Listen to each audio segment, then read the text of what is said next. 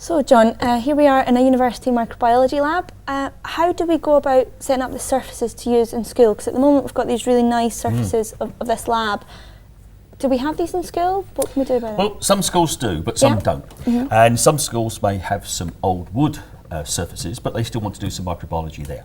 And so what I would suggest is that they could get hold of a tray, something like this. Right. Now the problem is this is a really rather nice tray and can be slightly expensive.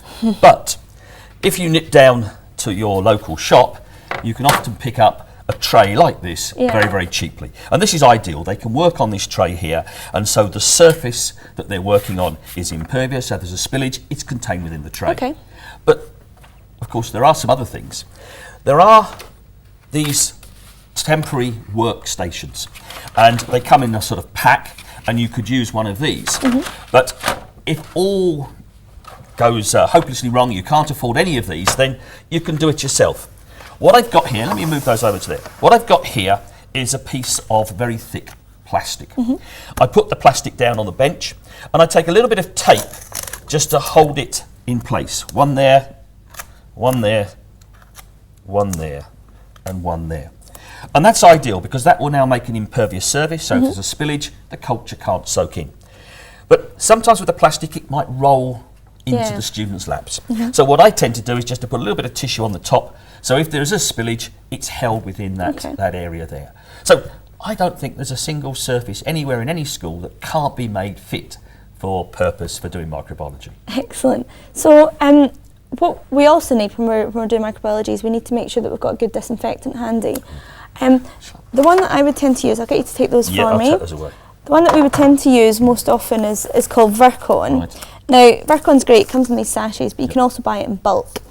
And you just dilute it to the concentration that you need for appropriate working concentration, basically.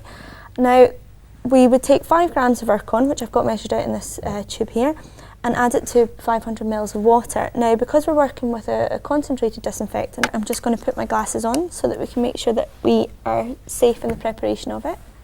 We take the lid off our bottle here, add the 5 grams into the 500 ml of water, make sure it's mixed properly, and then we've got our disinfectant ready to use, either as a discard or we can use it as a cleaning agent. Right. Okay. Now, what other disinfectants do you standardly use in the lab, John? Well, we sometimes find that people have in schools pots like this containing tablets. And in fact, one tablet will make 5 litres, but the important thing is to read the instructions on the box. Okay. Now, I do have a slight reservation about these because when you dissolve these in 5 litres of water, it just looks like a watery solution, and yet it's disinfectant. Here it's pretty clear that that's just not pure water, that there's something in there and we can label it as disinfectant. Now, the other thing that we sometimes see is people will use 70% ethanol. Now, the important thing to do is to make sure it is 70% ethanol. If it's more or less alcohol in there, it doesn't work as well. So again, make sure it's 70%. Of course, if you've got none of that available, then you can go down to the shop and you can buy yourself a standard bottle of disinfectant. Okay. The important thing to do is to read the instructions, make it up as they say here. But just one word of warning. As disinfectant gets old, it loses its activity. So if you've got an old bottle sitting in the back of the cupboard, don't use it. Really buy a new one so it's fresh, and then you'll know that it's going to work properly. Excellent. And there we have surfaces and disinfectant.